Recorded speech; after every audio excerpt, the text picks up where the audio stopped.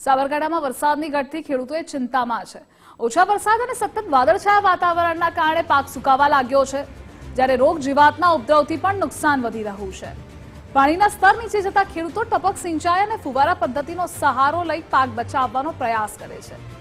સાબરકાંઠામાં આ વર્ષે આશરે 2,19,000 હેક્ટરમાં વિવિધ પાકનું વાવેતર થયું, જેમાં મગફળી, કપાસ, સોયાબીન અને શાકભાજીનો સમાવેશ થાય છે।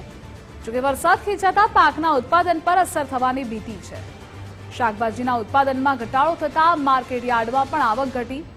વરસાદની ઘટથી ખેડૂતોનો વાવેતર, ખાતર, દવા, બિયારણ અને મજૂરીનો ખર્ચ માથે પડે તેવી સ્થિતિ છે। આ સાથે પશુપાલકોને લીલો ઘાસચારો ન મળતા ચિંતા વધી છે।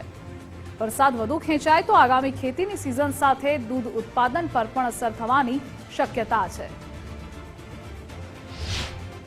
સમગ્ર ગુજરાતની અંદર ક્યાંક વધુ જ વરસાદ તો ક્યાંક ઓછો વરસાદ જોવા મળ્યો છે, ત્યારે સાબરકાંઠા જિલ્લાની જો વાત કરવામાં આવે તો સાબરકાંઠા જિલ્લામાં નહિવત પ્રમાણમાં વરસાદ છે જોવા મળ્યો છે, જેને લઈને ખેડૂતોની સમસ્યામાં વધારો છે તે જોવા મળી રહ્યો છે। કારણ કે વરસાદની શરૂઆતમાં જ એમને વાવેતર કરી નાખ્યું, પણ હાલ ખેડૂતોની આ કઈ પરિસ્થિતિ છે જોવા મળી રહી છે। આપણી પાસે કેટલાક ખેડૂત મિત્રો છે, હાલ કેવી પરિસ્થિતિ ખેતરની અંદર શું આ પાકનું વાવેતરનું કઈ રીતે હાલ વાવેતર કરવામાં આવ્યું?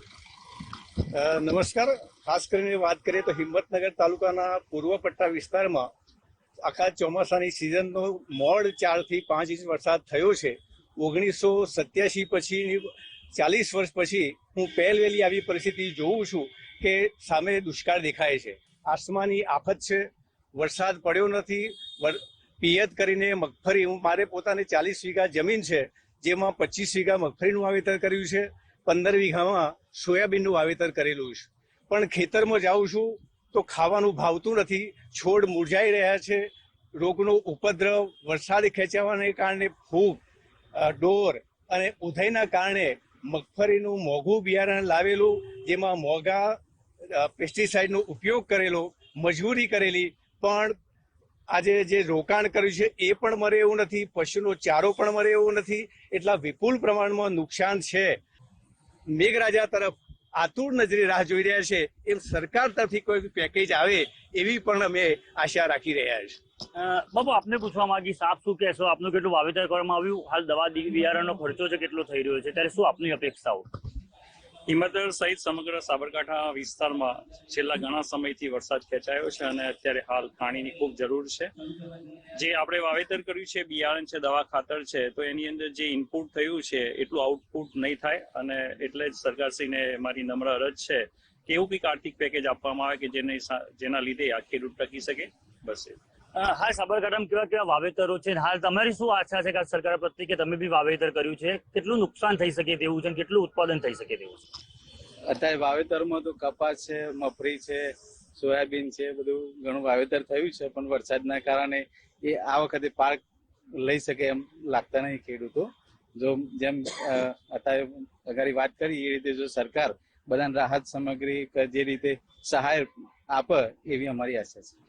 ખાસ ખેડૂતો પોતાની માંગ અત્યારે રજૂ કરી રહ્યા છે। આપ બી ખેડૂત છો, શું કહેશો આપ? અત્યારે વરસાદી જે આફત છે જોવા મળી રહી છે, સાબરકાંઠામાં અંદર પાણીની જે સમસ્યા છે સર્જાઈ રહી છે, હાલ કઈ રીતે પાણી ખેતરને છાંટી રહ્યા છો અને કયું પાકનું ઉત્પાદન હાલ તમારે ખાસ? હાલ વરસાદનું પ્રમાણ નહિવત જેવું છે, એના કારણે હાલ મગફળી અને કપાસના પાકમાં પુષ્કળ પ્રમાણમાં પાણીની જરૂરિયાત છે।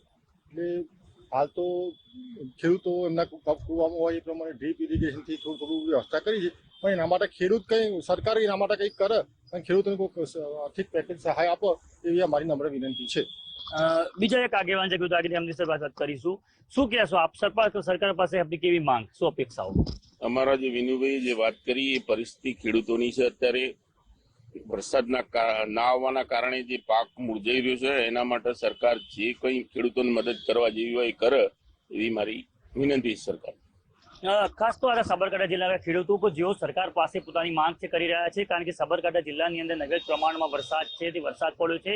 ખાસ સરકારની જે કોઈક યોજના સર ખેડૂતો માટે લાવે, ખેડૂતો દ્વારા વિવિધ બિયારણો તેમજ જે દવાઓ લાવવામાં આવી છે, જેને લઈને ખર્ચ પણ મોટો ખર્ચ થયો છે, ત્યારે સરકાર ઉપર તેઓને નજર બંધાયેલી છે કે ખેતીમાં બહુ મોટું નુકસાન થયું છે, ત્યારે સરકાર ખેડૂતોની વહારે આવશે કે કેમ તે આવનાર સમજ બતાવશે।